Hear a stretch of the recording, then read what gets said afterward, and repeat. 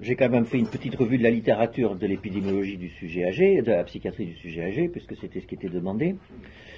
Et on va retrouver beaucoup de choses en commun avec l'épidémiologie de la psychiatrie infanto-juvénile. Le premier résultat étant qu'il y a peu de données. Il y a peu de données. Pourquoi? Parce que, en fait, comme en pédopsychiatrie, l'épidémiologie entre 0 et 3 ans n'est pas la même qu'entre 3 ans et 6 ans, n'est pas la même qu'entre 6 ans et 12 ans, n'est pas la même qu'entre 13 ans et 18 ans. Et puis, en fait, chez le sujet âgé, c'est un peu pareil.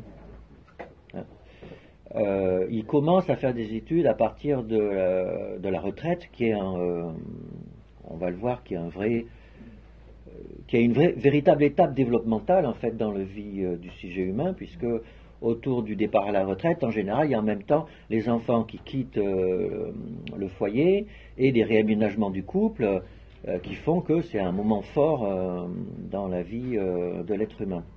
Et donc à partir de la retraite, donc il y a des interrogations épidémiologiques particulières, et puis bien entendu, jusqu'à 65 ans, c'est quand même pas pareil que de 65 ans à 85 ans, et au-delà de 85 ans, c'est vrai que c'est pas pareil non plus. Donc du coup, vous imaginez, techniquement pour un épidémiologiste, c'est compliqué parce que il faudrait faire des études par tranche d'âge, donc ça coûte très cher. Et donc il y en a peu. Et donc on mélange, et au bout du compte, on ne sait pas trop quoi dire.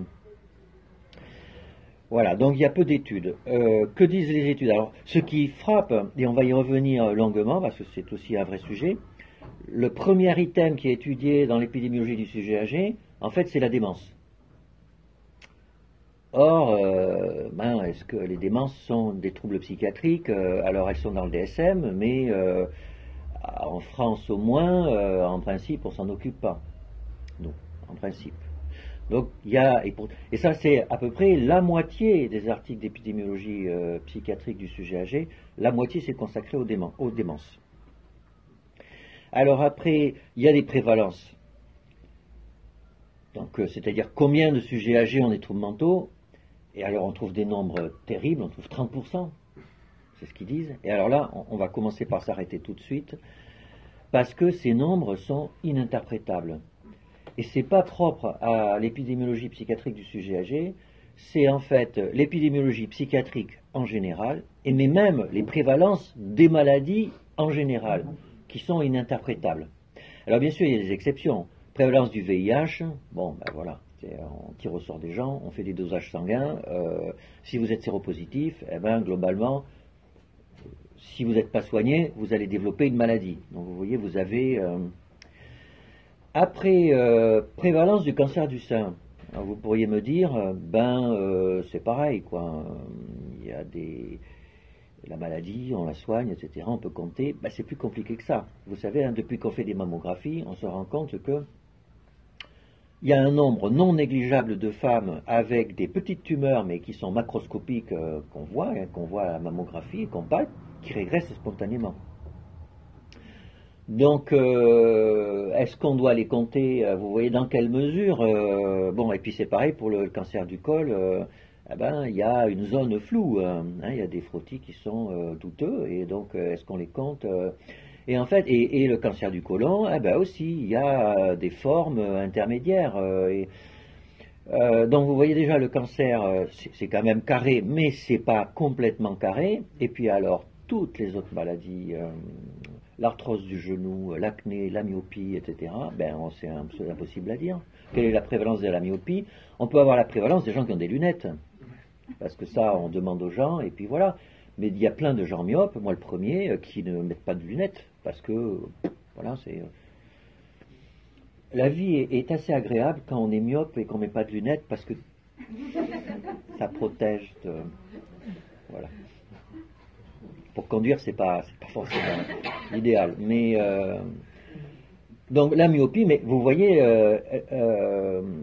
l'acné, par exemple, on n'imagine pas, mais en fait, on pourrait interroger qui a eu 5 ou 10 boutons d'acné à un moment donné dans sa vie. Bon, c'est largement plus de 50% de la population. Donc ça veut rien dire, quoi, si vous voulez. Ça fait partie de ces maladies qui font partie de la vie, quoi. Mais il y a des formes d'acné, un conglobata, des trucs qu'en fait, souvent on n'a pas vu, et si vous tapez sur Google acné sévère, vous avez maintenant des images qui sont à couper le souffle. Hein. La vie est quasiment impossible. Hein. Et en plus, on garde les traces toute la vie.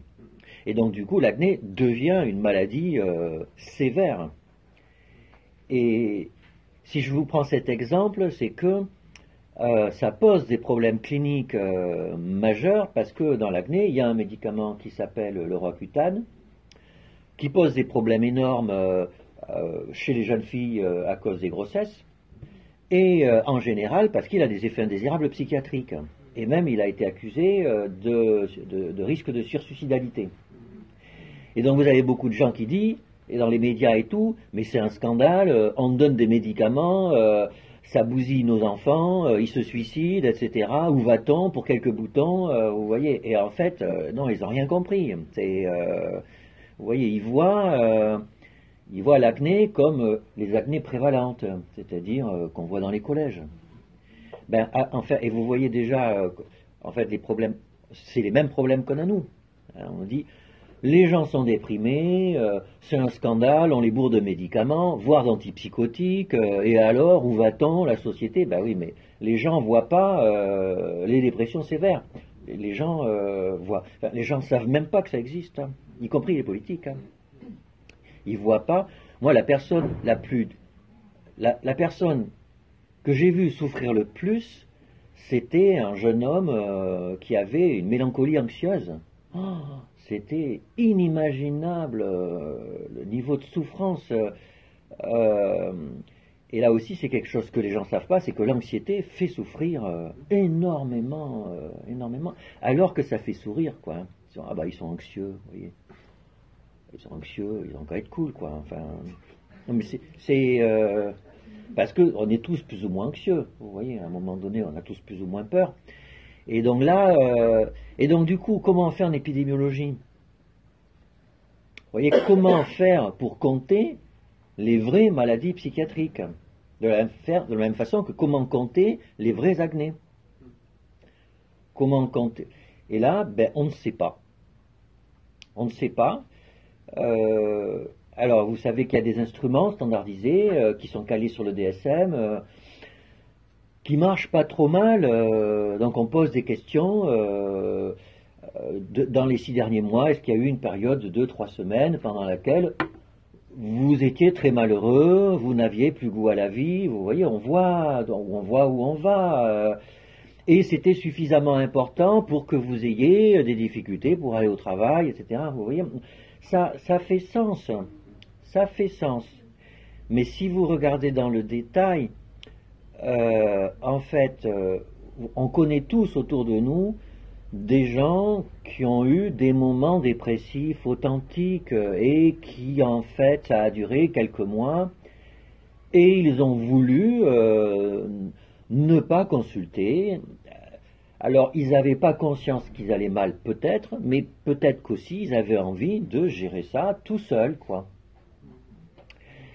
Et alors là, je sais que chez les collègues psychiatres, on n'est pas tous d'accord. Il y a des gens qui disent, ils sont déprimés, mais ils ne le savent pas, et voilà, mais ils sont déprimés.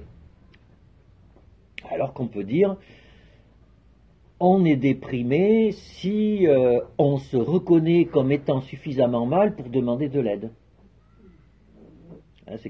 Vous voyez, on a le droit dans la vie d'aller mal et de décider de le gérer seul, c'est-à-dire de ne pas se reconnaître comme un malade. Et moi je trouve c'est important. Alors on va dire, ah oui, mais parfois ils ne se rendent pas compte qu'ils sont dans le déni d'eux, ce qui est vrai, voilà. Mais il n'empêche que parfois non. Parfois, voilà. Donc du coup, vous imaginez cette marge-là, elle est très très compliquée à gérer, quoi. Et or, numériquement, elle n'est pas petite, puisque la dépression, plus le phénotype est sévère, moins il y a de sujets. Et donc la marge des gens entre deux, en fait, elle est énorme. Il y a plein de gens qui font des états dépressifs subsyndromiques, quoi. Il y en a plein, plein, plein. Et donc du coup, les prévalences de dépression dans les études épidémiologiques changent du simple au décuple. Et donc, voilà, ça veut en fait, ça veut rien dire. Voilà, la prévalence de la dépression ne veut rien dire. Ça veut rien dire. Alors on a du mal à faire comprendre ça aux hommes politiques et aux décideurs de santé publique parce que pour organiser un système de soins, en principe, il faut des prévalences. Oui, le nombre de lits, enfin le volume de médicaments, le nombre de lits dépend du nombre de malades. Mais ça, c'est une pensée de maladies infectieuses. En fait, alors, et de cancer un peu. Mais en fait, la rhumatologie, vous voyez, les arthroses du genou, ben, à partir de 40 ans, la moitié de la population a des signes cliniques et radiologiques d'arthrose du genou. Voilà. Mais vous voyez, qu'est-ce qu'on fait de ça? Ben, on n'en fait rien. Mais même le cancer, la prévalence du cancer de la prostate, en gros, est égale à l'âge. C'est-à-dire 20% à 20 ans, 40% à 40 ans, 60% à 60 ans. Ça a été fait sur des autopsies, des biopsies sur des cadavres. Et donc voilà, donc qu'est-ce qu'on en fait? Ben, du coup, vous savez qu'on ne dépiste plus le cancer de la prostate avec les PSA parce que on fait des bêtises énormes. Donc, tout ça pour vous dire que qu'il faut accepter que ce 30% ne veut rien dire. Voilà. 30% ça veut rien dire. Et qu'en fait, il nous reste à construire une épidémiologie cliniquement pertinente. Alors en psychiatrie, on a quand même des pans. La prévalence de la schizophrénie tient à peu près la route, parce que vous voyez, l'entre-deux existe, hein, on est bien d'accord, hein, il y a des sujets qui sont, on appelait ça personnalité schizotypique un peu avant, je ne sais pas si ça existe toujours, mais il y a des gens qui sont entre deux, mais il n'y en a pas tant que ça. Il n'y en a pas tant que ça. Alors, mais c'est pas pour ça que l'épidémiologie sert à rien, parce que, en fait, les instruments mesurent quand même quelque chose qui veut dire un peu quelque chose, et du coup, après, on peut comparer les groupes. Vous voyez, les pauvres, les riches, les femmes, les hommes, ceux qui ont eu un trauma dans l'enfance, ceux qui n'en ont pas eu, vous voyez, ça marche quand même, quoi. Mais les prévalences ne marchent pas. Il y a quoi voir récemment l'autisme, hein, vous avez vu les prévalences d'autisme, ça ne veut plus rien dire, hein, ça a changé complètement. Donc les prévalences, ça ne veut rien dire. Alors après la démence, dans les papiers, il y a la dépression. C'est normal, la dépression du sujet âgé, c'est un vrai sujet. Et là, ils disent que, là aussi, ils disent qu'ils sont très embêtés, et on rentre dans des choses qui sont intéressantes. C'est que il y a une intrication entre des symptômes de la dépression et des symptômes qui viennent de pathologies somatiques. C'est une évidence, hein, aussi. Hein. D'autant plus que, comme vous le savez aussi, les pathologies somatiques du sujet âgé, c'est plus compliqué que chez le sujet adulte, quoi. Les tableaux cliniques sont... les gériatres le disent bien, les tableaux cliniques se dissolvent un peu, la sémiologie est beaucoup moins carrée, et les signes sont beaucoup moins spécifiques, et donc du coup, tout ce qui est anédonie, ralentissement, etc.,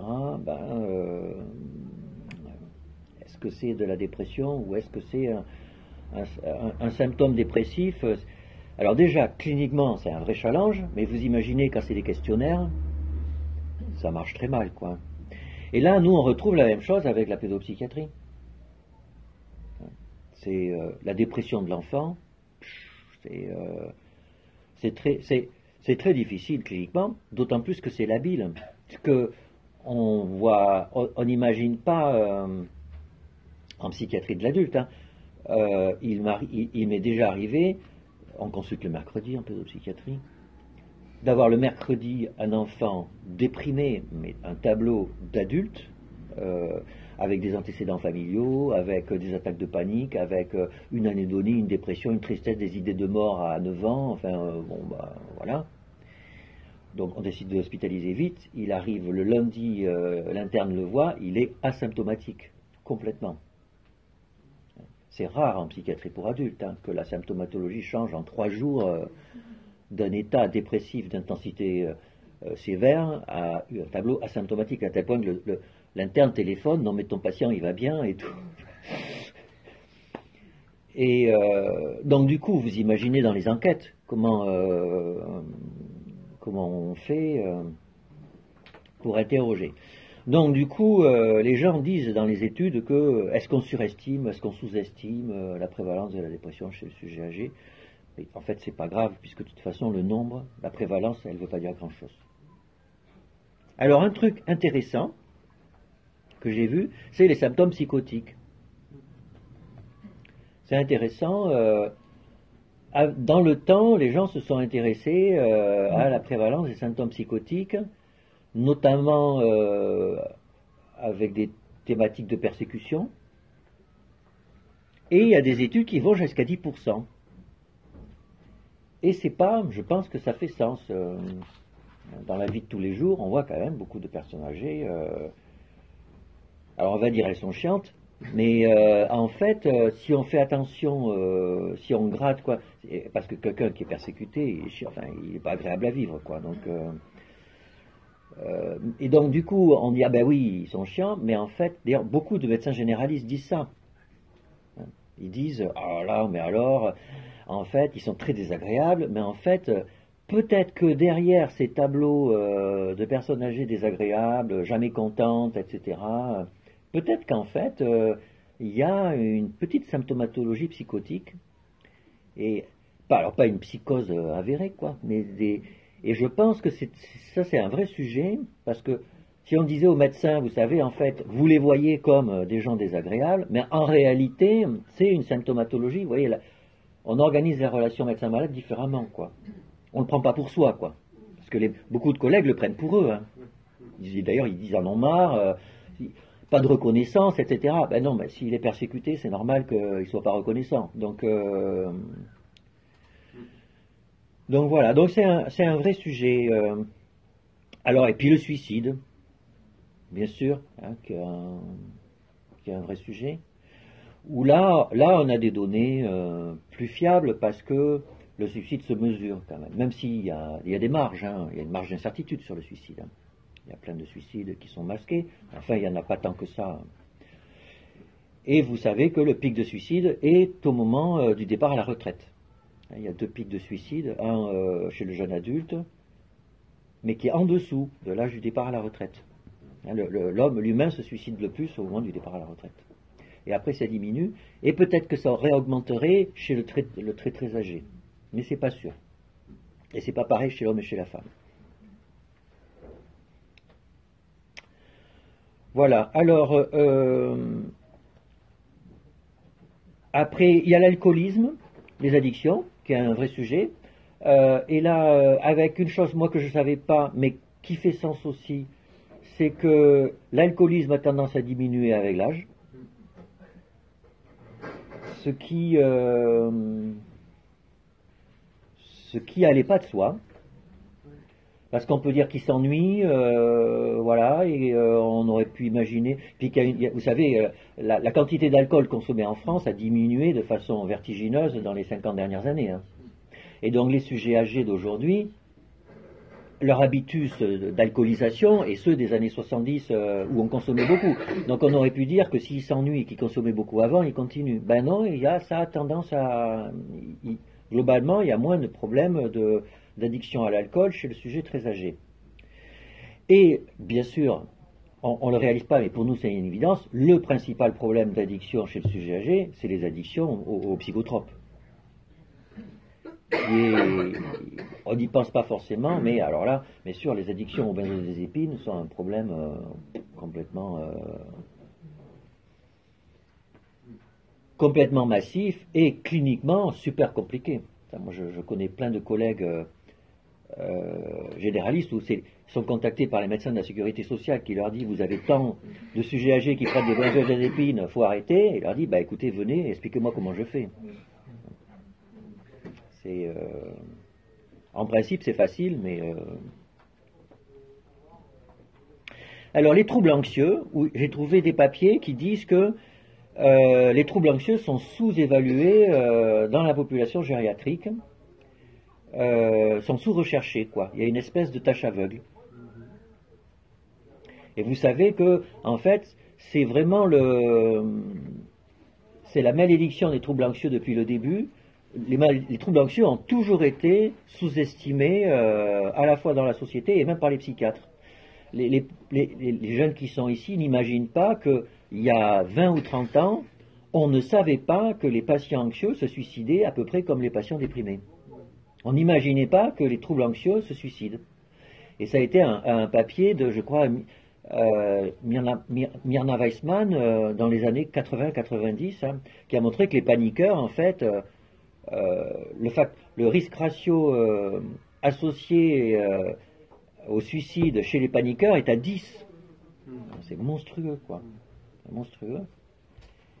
Et ça a été une prise de conscience considérable, hein, chez les psychiatres. Hein. Chez les psychiatres. Et ben, chez les sujets âgés, les gens pensent que c'est sous-étudié. Et puis il y a un dernier sujet qui interpelle, c'est les troubles somatoformes. Où en fait, si on prend la définition du trouble somatoforme selon le DSM, il y en a peu, mais si on prend certains symptômes de troubles somatoformes, il y en a beaucoup. Et c'est là qu'on commence à rentrer dans la complexité, c'est qu'il y a quand même beaucoup d'auteurs qui disent que le DSM n'est pas adapté au sujet âgé. Et là, on retrouve la pédopsychiatrie. C'est que le DSM, alors il y a des troubles spécifiques à l'enfant et l'adolescent dans le DSM, mais et puis il y a même un DSM spécifique sur le tout petit qui était indispensable. Mais pas tant que ça. Vous voyez, il y a une volonté d'homogénéisation syndromique, quoi, à travers les âges. Et sûrement que c'est excessif.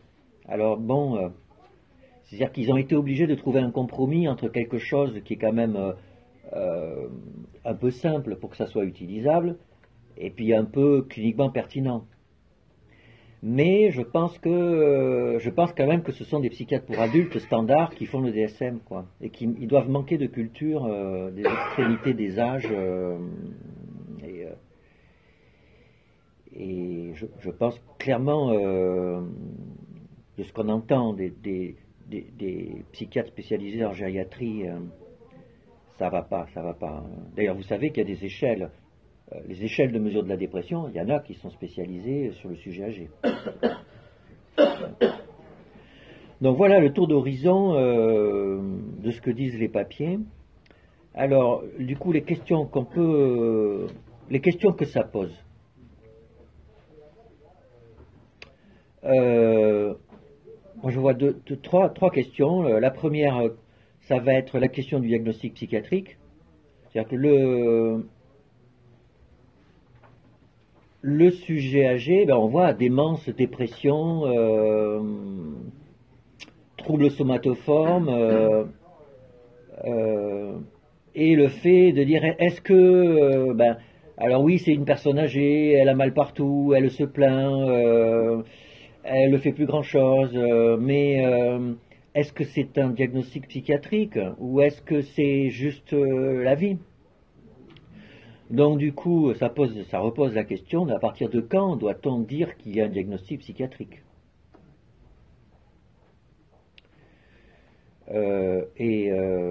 Alors le deuxième point, c'est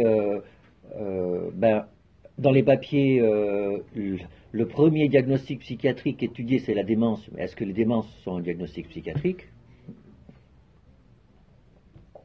Et le troisième point, c'est est lié, je pense, autour des représentations sociales du sujet âgé, que l'on trouve, nous aussi, en pédopsychiatrie. En pédopsychiatrie, on a une antipsychiatrie très forte parce que beaucoup de gens ont comme représentation qu'un enfant ne peut pas avoir de troubles psychiatriques.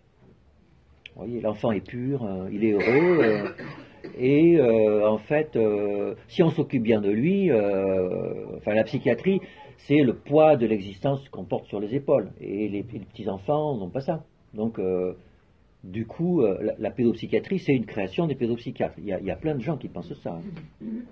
Notre secrétaire d'État au handicap a fait son coming out. Et je pense que d'une certaine façon, chez le sujet âgé, il doit y avoir un peu la même chose, mais pas exactement de la même façon, mais il doit y avoir un peu la même chose. Alors, donc, prenons cette première question, la question du diagnostic psychiatrique. Finalement, qu'est-ce que c'est? Alors, donc normalement, on diagnostique des maladies, et en fait, quand on fait la revue de la littérature sur la définition d'une maladie, eh bien, il n'y a pas de consensus international sur la question. Et c'est même plus que ça, c'est qu'il y a une ambiguïté. Alors, parce que vous savez, dans la plupart des dictionnaires médicaux, même des sociétés savantes, le diagnostic, c'est un syndrome qui a une valeur pronostique et thérapeutique et qui est étayé par une étiologie. C'est ce qu'on apprend à l'école. Mais, avec ça, la leucémie aiguë myéloblastique n'est pas une maladie. Parce qu'en fait, il n'y a pas d'étiologie. Or, c'est dur de dire que la leucémie aiguë myéloblastique n'est pas une maladie. Et d'ailleurs, c'est drôle. Pourquoi à ce moment-là, on ne dit pas que c'est un syndrome, hein? Et vous voyez, là, là, il y a eu un vrai truc sociologique, c'est que dans le DSM, et d'ailleurs même dans la communauté psychiatrique, on a beaucoup de mal à dire qu'il y a des maladies psychiatriques. On dit c'est un trouble, voilà. On dit c'est pas une maladie parce qu'il n'y a pas d'étiologie. Ben oui, mais dans la leucémie, il n'y a pas d'étiologie. Et puis en fait aujourd'hui, dans la plupart des maladies psychiatriques, on a des étiologies qui ne sont pas complètement satisfaisantes. Mais quelle est l'étiologie du psoriasis aussi? Bon, il y a de vagues idées, mais est-ce qu'on en sait vraiment plus que l'étiologie de la dépression? Oui, l'étiologie de la dépression. On a quand même quelques bricoles neurobiologiques, hein, sérotonine, dopamine, bon, il y a même des gènes, hein, il y a une vulnérabilité génétique, donc il y a quand même quelques datas, quoi. Et puis, quand on a été maltraité dans l'enfance, c'est un facteur de risque de dépression, oui, on a quand même de la biologie, de l'environnement, en fait, ils font pas mieux que nous, hein, la plupart des maladies font pas mieux que nous. Donc, en principe, on devrait dire qu'on a des maladies. Mais on s'empêche de le dire. Et là, moi, je trouve que c'est un vrai problème, parce que comme on ne dit pas que c'est des maladies, eh ben, du coup, beaucoup de gens considèrent que c'est pas de la médecine. Et donc là, moi, je pense qu'il faudrait qu'on voit notre ambivalence par rapport... alors, je sais que pour en parler avec des collègues psychanalystes, ils disent « Ah, mais non, mais les maladies, nous c'est pas pareil. » D'accord. D'accord, mais on a quand même des maladies. Voilà, c'est des maladies, enfin même c'est une réalité sociologique. C'est des maladies. S'il y a des définitions, c'est des maladies.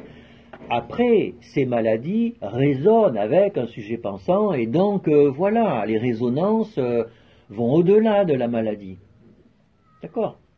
Mais on doit appeler ça des maladies. Alors, quand je dis ça, c'est à la fois en pédopsie, où les gens ont du mal à dire que c'est des maladies, il faut le dire. Mais chez le sujet âgé, du coup, c'est pareil aussi. Il faut dire que ce sont des maladies psychiatriques. Il ne faut pas dire, ah mais non, mais c'est juste, voilà, quoi.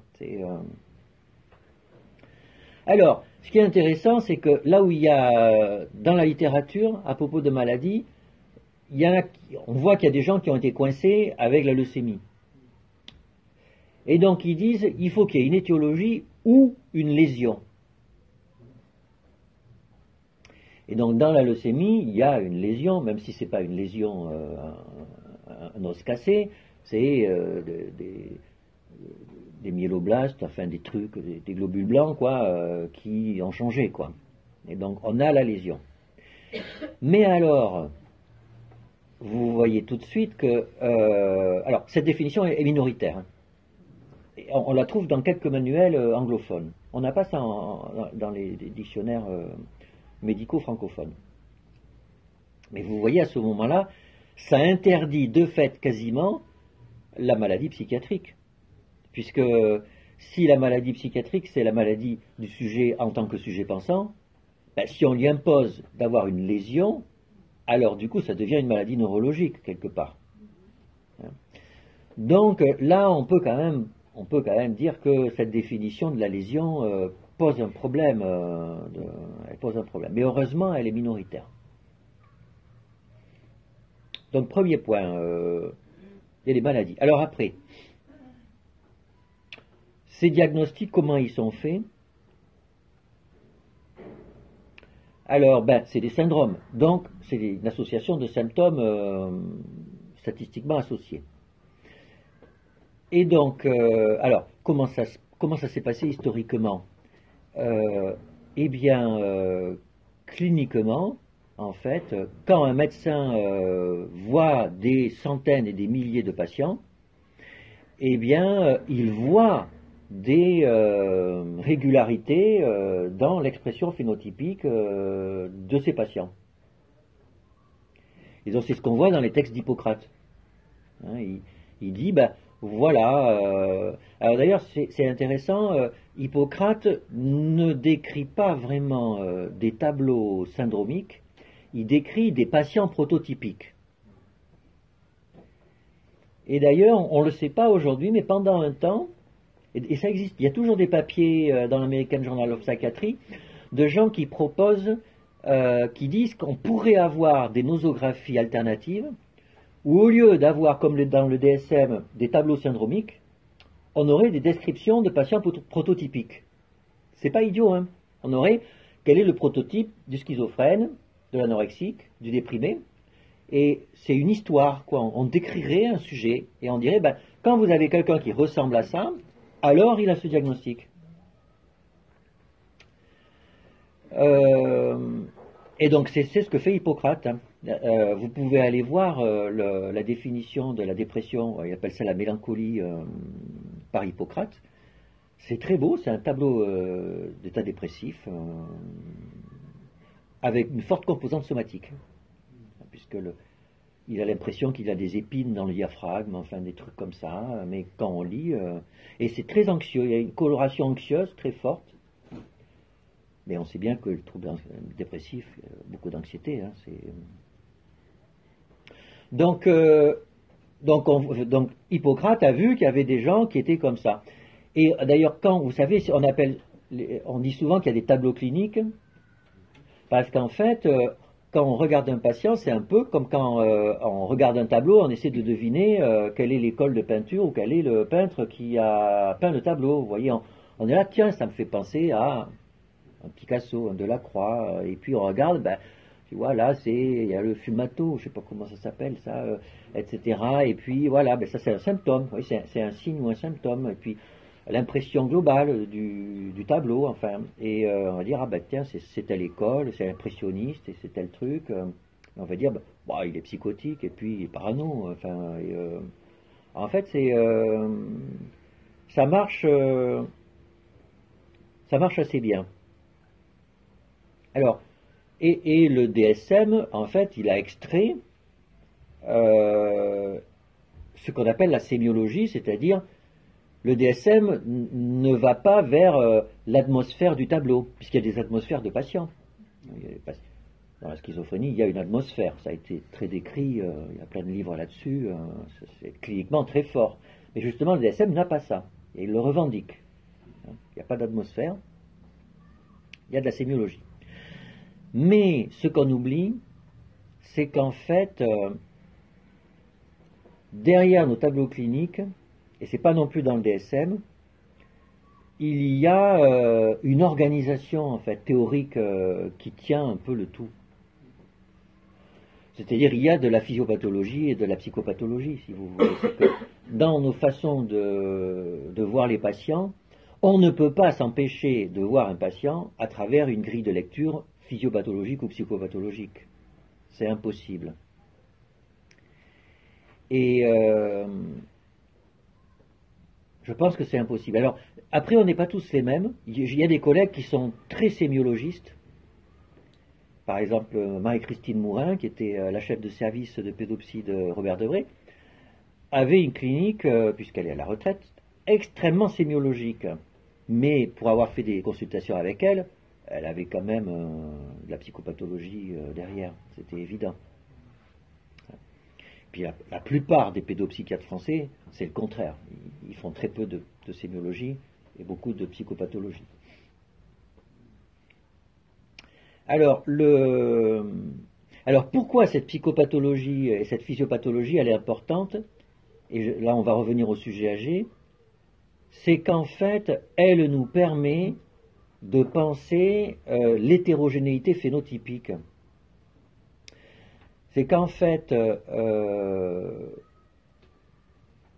vous voyez, récemment, vous savez, aujourd'hui, les collègues pédopsychiatres, pour le diagnostic d'autisme, ils doivent utiliser l'ADI ou la DOS, il y a des formations obligatoires, etc. Et donc, j'étais dans une journée, comme ici, il y avait des psychologues qui connaissent très bien l'autisme, qui ont été formés, et elles disent « Ouais, alors c'est pas mal, mais c'est bizarre parce que parfois, l'instrument, il dit autiste, et franchement, non, le patient, il n'est pas autiste. Enfin, non, ou le contraire, mais alors du coup, qui a raison, etc. » C'est-à-dire que normalement, enfin, ces instruments sont très bien faits, ils sont standardisés, et ils disent, il y a un tableau d'autisme.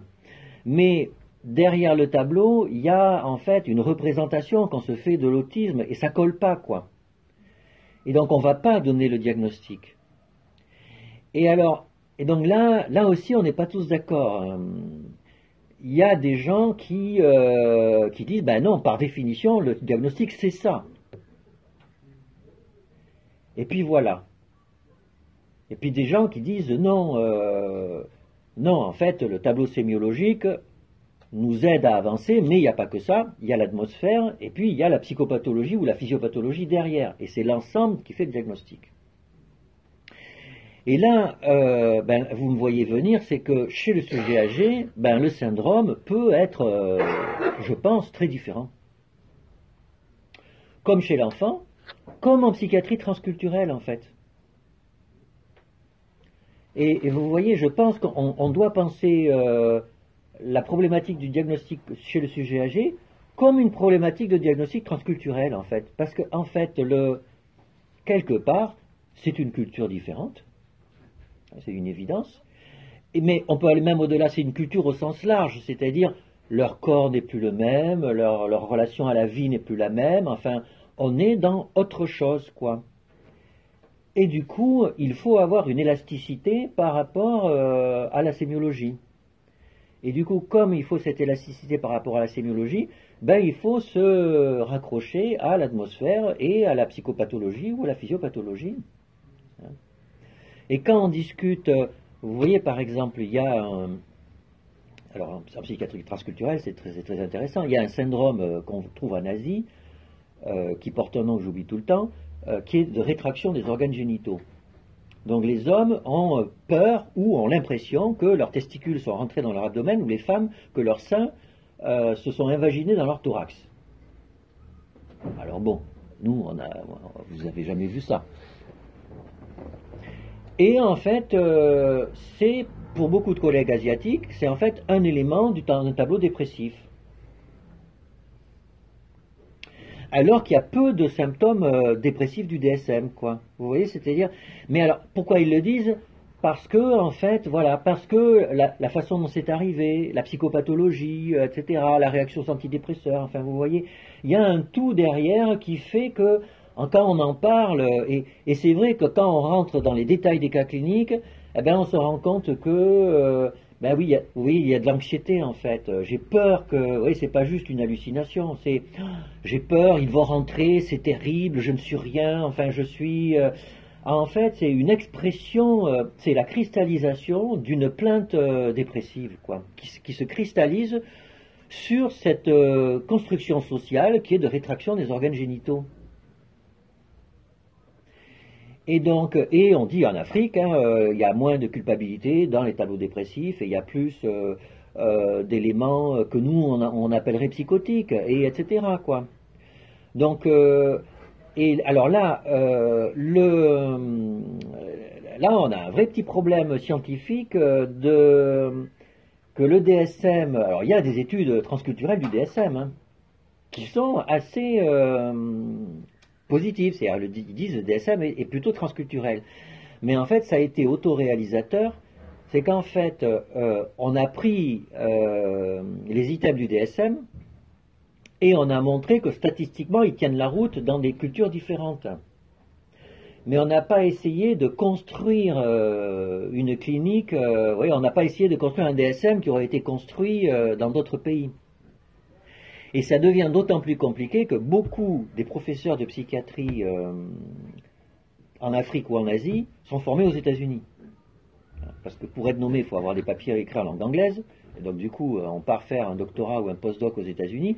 Et du coup, quand on revient avec la culture, enfin pas mal, pas tous, hein, mais pas mal d'entre eux reviennent avec la culture.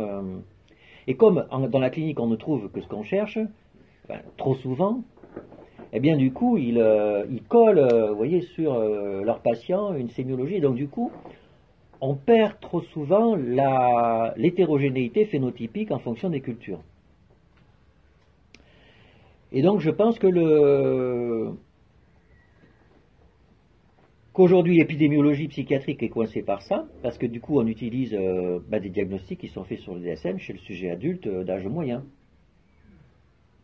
En restant, en plus, c'est des entretiens structurés, c'est-à-dire c'est vraiment très collé sur la sémiologie. Et du coup, c'est pas adapté. Et donc ça a un impact sur la clinique, c'est que la psychiatrie du sujet âgé, c'est une psychiatrie transculturelle en fait. C'est une psychiatrie transculturelle. Alors, deuxième point, la démence.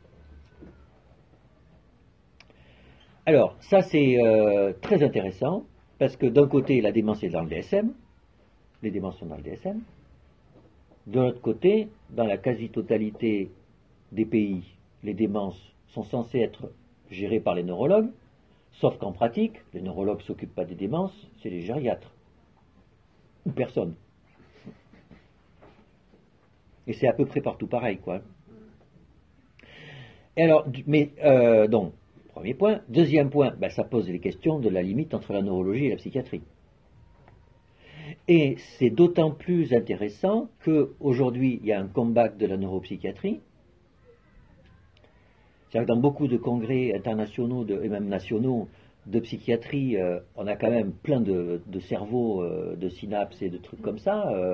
Et donc, du coup, si c'est le cerveau, c'est jusqu'à quel point c'est pas de la neurologie. Et à contrario, vous avez de plus en plus de neurologues qui disent que les principaux problèmes de la sclérose en plaques ou de la maladie de Parkinson, c'est les symptômes psychiatriques. Donc du coup, il y a des gens qui disent que ça serait bien de revenir pour de multiples raisons avant mai 68, vous savez, où il y avait une neuropsychiatrie. Alors, c'est amusant de revenir. Donc cette question est une vraie question. Alors, d'abord, il y a eu un très joli papier écrit par un doctorant en histoire sur la neuropsychiatrie entre la Seconde Guerre mondiale et 68. Je crois que c'est dans les cahiers du centre Georges Canguilhem qu'il a écrit ça. Et donc il dit que quand il y a eu la sécurité sociale après la Seconde Guerre mondiale, il a fallu définir des cotations d'actes, le CEPSI quoi. Et donc, à cette occasion-là, on s'est demandé, est-ce qu'on fait une neuropsychiatrie, c'est-à-dire c'est le même C pour la neurologie et la psychiatrie, ou est-ce qu'on individualise la psychiatrie pour qu'il y ait un CEPSI? Et il a été décidé que ça serait de la neuropsychiatrie. Et il y avait trois arguments. Alors j'espère m'en souvenir. Oui, je m'en souviens. Le premier, c'est que comme ça, les patients pourraient aller voir un neuropsychiatre et pas un psychiatre. Du coup, il y aurait une ambiguïté. En fait, ça serait pour aller voir un neurologue. Vous voyez ce que je veux dire, hein? Vous avez une maladie psychiatrique. Vous dites que je vais voir le docteur machin, mais sous-entendu, c'est pour le côté neuro. C'est pas pour le côté psy. Deuxième point, ça fait plus de patients. Pour ceux qui sont en libéral, ils peuvent à la fois avoir les patients neurologiques et les patients psychiatriques, donc ils peuvent gagner plus d'argent. Et le troisième argument, c'était, si on individualise les psychiatres, alors ils vont devenir comme les psychiatres américains, c'est-à-dire complètement psychanalystes. Puisque à l'époque, aux États-Unis, la psychiatrie était complètement psychanalytique, alors qu'en France, ce n'était pas du tout le cas. Vous voyez comment l'histoire joue des tours. Hein. Et alors, entre cette date-là et mai 68, en fait, il y a 23 ans, quoi, c'est pas grand-chose, il y a eu les premiers livres blancs de la psychiatrie avec cette question qui revient, en fait, hein, d'identité. Et il y a Jean Delay qui a écrit des textes très beaux sur cette question, où il y a la question des lésions. Où en fait, il y a des gens qui disent, en fait, la neurologie, c'est quand il y a une lésion. Quand il n'y a pas de lésion, quand c'est fonctionnel, c'est psychiatrique. Et lui, il dit non, il ne faut pas dire ça, parce que ça veut dire qu'un jour, il n'y aura plus de psychiatrie, puisqu'il suffira d'avoir des microscopes de plus en plus gros, et forcément, on trouvera un jour une lésion. Alors il dit, il ne faut pas dire ça, et il dit en plus, mais sans véritablement l'expliciter, il dit, mais parce que notre métier, c'est quand même pas la même chose. Et d'ailleurs, ils étaient tous neuropsychiatres, mais dans la plupart des hôpitaux, il y avait quand même un étage neuro, un étage psy. Donc on voit quand même ce qu'on retrouve aujourd'hui, si vous voulez. D'ailleurs, ce que nous on vit, vous savez que dans l'autisme, dont la secrétaire d'État dit que c'est pas pour les psychiatres, il y a 30 ans, il y a les associations de patients, les familles avaient demandé au Comité national d'éthique que l'autisme devienne une maladie neurologique et pas une maladie psychiatrique, et etc. Donc, la tension entre neurologie et psychiatrie a toujours été très vive pour l'autisme. Mais en pratique, quand les enfants vont mal, c'est toujours vers nous qu'on nous les adresse, si vous voulez. Ça viendrait à l'idée de personne d'envoyer un autiste avec des problèmes d'automutilation ou d'hétéroagressivité, etc., à un neurologue. Enfin, dès que le problème se pose, les gens savent très vite à qui il faut s'adresser. Il n'y a aucune ambiguïté, vous voyez. Hein. Donc on sent que c'est pas le même métier, quoi. On sent que c'est pas. Mais nous, on le sait. Encore que, on va voir dans quelle mesure. Mais ce qui est plus intéressant, c'est que, en fait, la société le sait aussi. La société le sait aussi. Et c'est, en ce moment, je l'expérimente parce que j'habite en banlieue très lointaine, près de Montlhéry, dans un petit village, dans une placette. Il y a 6 maisons. Et dans une de ces maisons, il y a un patient schizophrène qui est en rupture de prise en charge depuis très longtemps. Et donc, les policiers viennent régulièrement, enfin, tout ce qui se passe, de ce que vous devez vivre avec certains de vos patients. Et donc, j'entends ce que disent les voisins. Et ils disent, il est fou. Il est fou. Et ils en ont peur, quoi, voilà. Si vous voulez, et il est fou, ils en ont peur, mais ça n'a rien à voir avec la neurologie. Vous voyez le rapport à l'autre, quoi. C'est ce mouvement de retrait, enfin, il nous embête, quoi. Et d'ailleurs, un jeune du coin a dit quelque chose de très joli, qui est quand même bluffant. Il a dit, ah oui, en ce moment il n'est pas gros, il faut faire attention. Vous vous rendez compte c'est l'acuité des gens sur leur perception de l'autre. Hein. Donc, dans la réalité, neurologie et psychiatrie, et c'est ce que dit Delay, il dit il y a une différence, mais j'ai été déçu parce qu'il ne dit pas en quoi. Et il ne faut pas rentrer dans le coup lésionnel, fonctionnel, parce que ça ne marche pas. Bon. Alors, du coup, il faut bien, on doit trouver une solution. Alors, alors là, c'est plus, tout à l'heure c'était la définition des maladies, là c'est la définition du malade psychiatrique. Qu'est-ce qu'elle est la définition d'un malade psychiatrique? Eh bien là, on ne le trouve pas tellement dans les livres. Et d'ailleurs pour plusieurs raisons, parce que en fait, la notion de malade, eh ben, en anglais, elle n'existe pas trop. Puisque eux, ils ont patient. Mais nous, patients et malades, c'est pas la même chose. Hein, vous voyez, c'est-à-dire dans les articles, c'est dit, un patient, c'est quelqu'un qui s'inscrit dans le système de soins. Mais on est bien d'accord, un malade, ça n'est pas forcément la même. Il y a une différence, voilà. Et alors nous, le malade, c'est Canguilhem, vous savez, c'est ça qui structure la pensée médicale française. Le malade, c'est celui qui va suffisamment mal pour sonner à la porte du médecin. C'est ce qu'il dit. Alors, et d'ailleurs, c'est drôle parce qu'il y a une note de bas de page où il dit ça, et il dit, sauf pour les patients psychiatriques, où c'est pas pareil. Et il a tort. Moi, je pense qu'il a tort fondamentalement. Parce que là, encore une fois, il pense psychiatrie, il pense psychose délirante, quoi. Et à tous les coups, les gens pensent ça, quoi. Mais en fait, la psychose délirante, et même psychose schizophrénique, quoi. Et en fait, c'est quand même...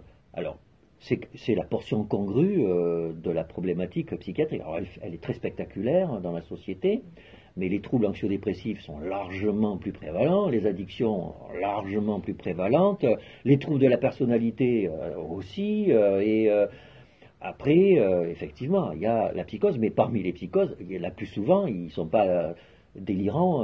D'ailleurs, plein de nos patients sont dans la rue, personne ne sait qu'ils sont des patients. Et donc, il y a, même Canguilhem se trompe, et nos patients, par moment, ressentent le besoin de venir nous voir. C'est juste la réalité. Donc, ils sont malades comme les autres. Et donc, la définition, en fait, d'un malade psychiatrique, c'est quelqu'un qui est en rupture dans son existence du fait de son fonctionnement psychique. C'est simple, en fait. Hein. Et moi, je trouve que le mot rupture est un mot essentiel, là-dedans. Et que le DSM, du coup, a beaucoup de mal à opérationnaliser, si vous voulez, et qu'on va retrouver dans l'acné. Si vous voulez, vous avez 5-10 boutons, alors on est dans la glace, voilà, mais enfin bon, on n'est pas en rupture dans son existence. Quand vous avez un truc comme ça, vous êtes, voilà, vous osez même pas vous voir, votre relation à vous a complètement changé, enfin, voilà, comme quand on est malade, si vous voulez, quand on a vraiment la grippe, on est au lit, notre vie n'est plus la même, notre corps n'est plus le même, c'est plus la même existence. C'est plus la même existence. Alors que quand vous avez une virose, vous savez que vous avez un petit truc, mais c'est toujours vous. Vous voyez, il y a à un moment donné la rupture, une rupture phénoménologique, une rupture dans notre relation à l'existence, qui fait qu'on dit qu'à ce moment-là, on est malade et on a besoin d'aide. On ne peut plus être tout seul, quoi. On a besoin d'aide et donc la médecine arrive pour donner cette aide. Et alors, donc, dans certaines maladies, la rupture est en lien avec notre corps. Donc dans la grippe, même si, comme sujet pensant, on n'est plus le même, quand on a la grippe, on ne peut plus jouer aux échecs, on est complètement embrumé et tout ça, mais c'est notre corps, on sent que notre corps, tout d'un coup, là, voilà, d'abord, on sent que notre corps existe. D'habitude, le corps est une... Vous savez, la définition de Le Riche de la santé, c'était la vie dans le silence des organes. C'est que quand on est en bonne santé, en fait, les organes n'existent pas. Quand on est malade somatique, tout d'un coup, quand on a une colique néphrétique, la rupture, enfin, tout d'un coup, on réalise qu'on a un rein ou un urtère. Et pareil pour une pneumonie, quoi. On tousse, enfin, et par moment, donc la rupture est en lien avec notre corps. Et par moment, la rupture est en lien avec nous en tant que sujet pensant. Voilà, c'est comme quand on est en deuil. Quand on est en deuil, quand on a une rupture sentimentale, on souffre, on est en rupture en tant que sujet pensant. Alors vous me direz, oui mais c'est pas une maladie. Ben oui, mais c'est compliqué. Vous savez que le deuil est-il un état dépressif? D'abord, entre un deuil et un état dépressif, sémiologiquement, c'est quand même... bon, je veux bien qu'il y ait des nuances, mais enfin, c'est des nuances. Quelqu'un qui a une rupture sentimentale, ça ressemble vraiment à un déprimé. Il n'a plus goût à la vie, il a envie de se flinguer, etc. Enfin bon, c'est très proche. Mais c'est sociologiquement que c'est pas perçu pareil. La société s'est organisée autour du deuil, il y a un rituel, etc. Puis en principe, on sait que ça va passer, on le sait. Donc du coup, on gère ça, quoi. Pareil pour la rupture sentimentale. Mais sinon, sur le principe, c'est ça. il y a une rupture dans l'existence en lien avec notre fonctionnement psychique. Alors du coup, les démences. Alors on va dire c'est pas une rupture, c'est progressif. Et c'est vrai que cette rupture, ça marche pas mal dans les maladies, dans une attaque de panique, même un état dépressif qui arrive vite, ça marche, mais il y a des maladies psychiatriques qui arrivent tout doucement, avec une bouffée délirante aiguë, là, alors, bien sûr, c'est spectaculaire. Mais alors il y a les prodromes qui sont à la mode, et donc on rentre tout doucement dans la maladie. Mais en fait, ce qu'on voit, ou dans l'autisme, ce qu'on voit, c'est l'entourage qui voit la rupture, si vous voulez. Un jour, on le voit dans l'autisme, les parents disent « Ah ben il est tout petit, voilà, etc., etc. » Et puis un jour, ils réalisent que, en fait, non, ça va pas, quoi. Ou c'est quelqu'un qui leur dit, d'ailleurs. D'ailleurs, dans mon expérience, souvent, c'est la grand-mère maternelle. Parce que vous savez, les grand-mères maternelles ont toujours une relation un peu difficile avec leur belle-fille, et en particulier avec l'enfant, les enfants que leur belle-fille a donnés à leur fils, hein, parce que tout ça est compliqué. Pardon? C'est paternel. Il y a un petit lapsus. Oui, bon. Et du coup, et donc comme les grands-mères ont l'expérience des enfants, et que ça peut être sympa de dire quand même à sa belle-fille que les enfants qu'elle a donnés à son fils, ils sont pas terribles, eh ben, elle dira, mais Jacqueline, là, vous trouvez pas quand même qu'il va pas bien? Et bien sûr, et là, au début, non, et puis un jour, on réalise que, mince, zut, et ça se voit, c'est vraiment, ils disent, quoi, un jour, j'ai réalisé que ça va pas, quoi. D'ailleurs, vous voyez, il y avait un déni, et puis le déni craque, et puis voilà, quoi. Donc il y a la rupture peut arriver, pas comme dans une bouffée délirante aiguë, mais on retrouve quand même tout ça. Alors, dans les démences, eh ben, moi je trouve que c'est un peu la même chose. Je trouve que c'est un peu la même chose. Et alors on va dire, ah mais non, mais parce que chez les déments, c'est le fonctionnement cognitif. Et donc, c'est neurologique. Parce que c'est le cerveau, on sait où est la lésion, c'est cognitif, et la psychiatrie, c'est pas cognitif. Ben, moi, je sais pas jusqu'à quel point on peut dire une chose comme ça. Alors, là où je comprends, c'est que quand on dit, vous voyez, on pense la démence en disant, ah ben bon, voilà, il a des protéines tau, vous voyez, on ne pense plus au patient, on pense au cerveau. Donc bien sûr, à ce moment-là, on dit c'est neurologique. Si le cerveau se substitue au sujet, alors c'est neurologique. Si on pense, ah ben c'est une altération du fonctionnement cognitif. En fait, quand on dit ça, vous voyez, d'ailleurs, c'est intéressant parce que ça pointe à la place des sciences cognitives dans la psychiatrie. En fait, on pense, quand on dit il a une atteinte de son fonctionnement cognitif, on se représente le sujet comme un ordinateur, en fait, hein, puisque fonctionnement cognitif, c'est l'aptitude à traiter les informations, donc on est un calculateur. C'est le paradigme cognitif. C'est pas, je dis ça, pas ça pour dénigrer, c'est juste le paradigme. Et donc, du coup, si on dit c'est une altération du fonctionnement cognitif, on se représente le sujet comme un ordinateur, donc comme un objet, et pas comme un sujet pensant. Donc on le dépsychiatrise, de fait. Hein. Et donc, oublions tous les a priori que l'on a sur une démence. Ben, vous accueillez un sujet qui a une plainte amnésique, etc., qui vous dit, ça fait 2 fois que je retrouve plus ma voiture, etc. Eh bien, c'est quelqu'un qui est en rupture dans son existence du fait de son fonctionnement psychique, hein, et il est en rupture, et au fond, si vous prenez le temps de parler avec lui, en fait, ben, il est en souffrance, hein. Il se rend compte qu'il va pas bien, et il a peur, et tout ça, quoi. En fait, on est dans une relation,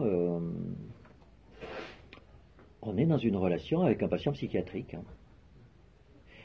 Et donc, alors bien sûr, sociologiquement, c'est pas comme ça que la société s'est organisée. Bon ben, dont acte. Et je dirais même plus, alors un AVC du coup, est-ce que c'est une maladie psychiatrique ou est-ce que c'est une maladie neurologique? Eh bien ça dépend.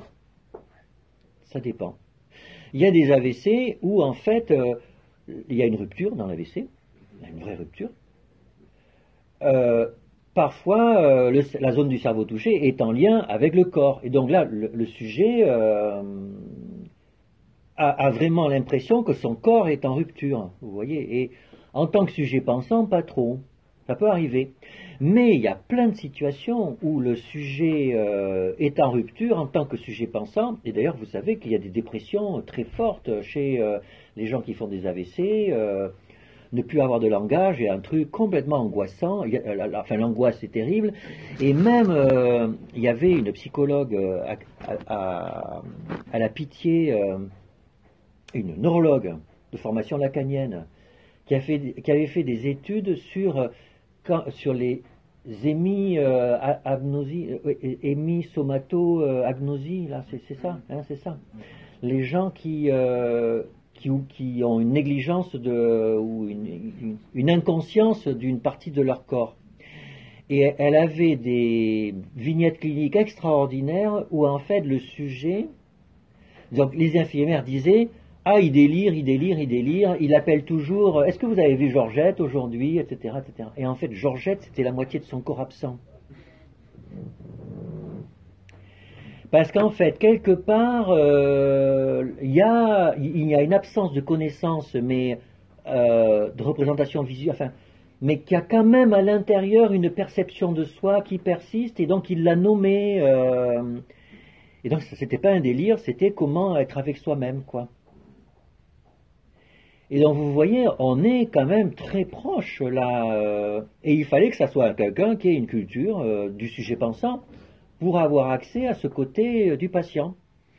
Et moi j'ai même entendu un topo de Lisa House qui faisait des thérapies psychodynamiques à des gens qui avaient eu des AVC. Alors au début on se dit, mais qu'est-ce que c'est que ce truc, enfin ça n'a aucun sens. Eh bien non, parce qu'en fait, quand on a un AVC ou une démence, il y a un changement considérable de la relation du couple, vous voyez, et en fait, les gens changent dans leur vie, et le fait d'en parler, et du coup ils se retrouvent dans une place infantile, et donc ça peut résonner en eux avec des choses, et voilà, et elle montrait sur des vignettes comment, en leur parlant, même s'ils avaient eu un AVC et que c'était pas facile de rentrer dans le lien en parlant, eh bien il se passait des choses.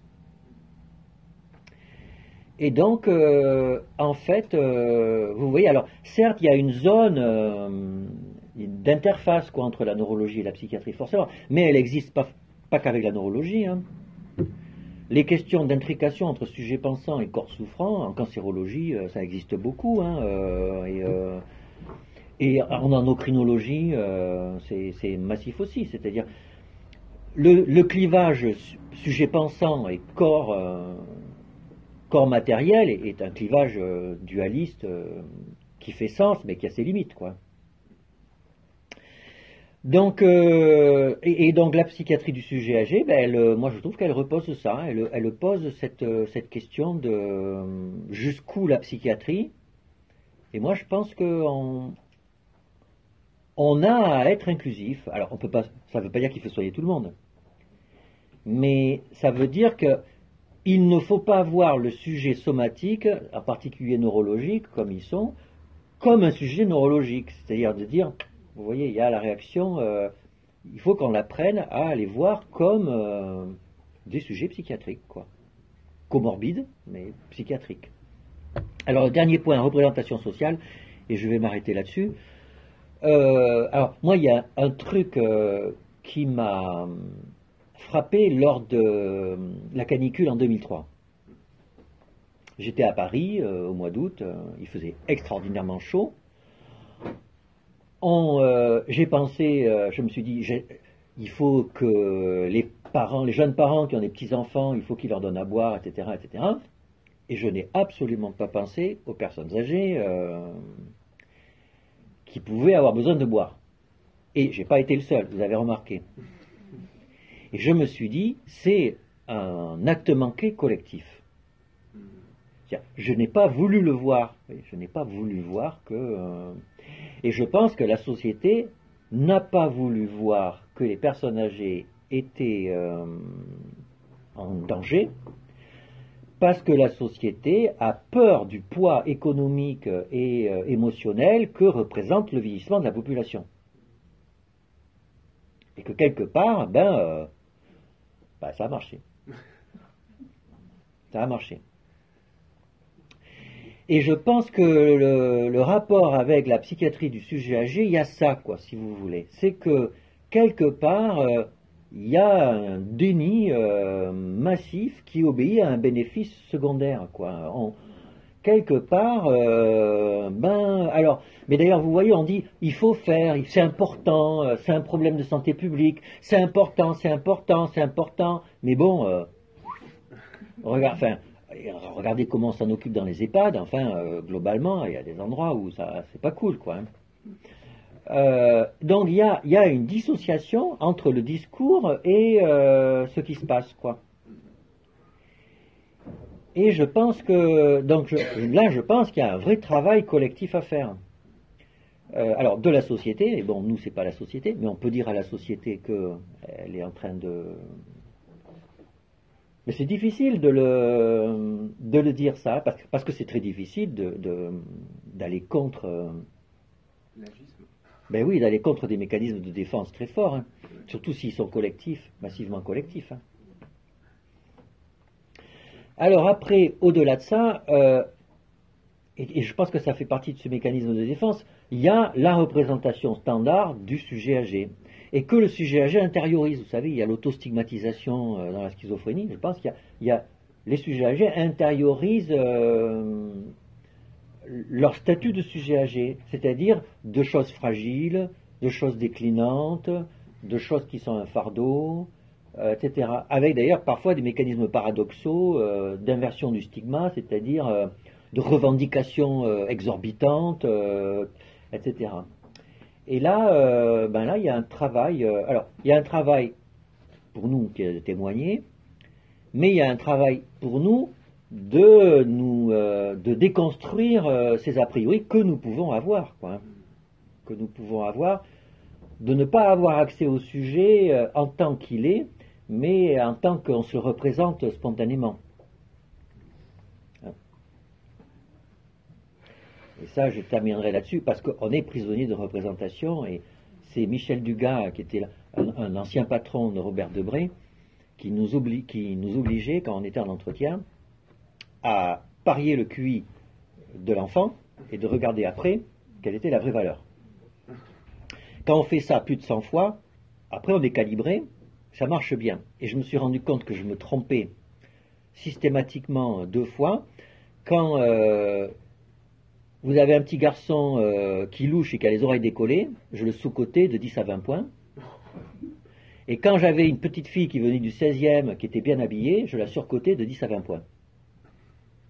C'est-à-dire qu'on est prisonnier de nos... Vous voyez, on voit les patients, malgré tous les efforts qu'on peut faire, de suspendre le jugement, de rentrer en relation avec le patient en étant le plus naïf possible, etc., on est toujours prisonnier de représentation.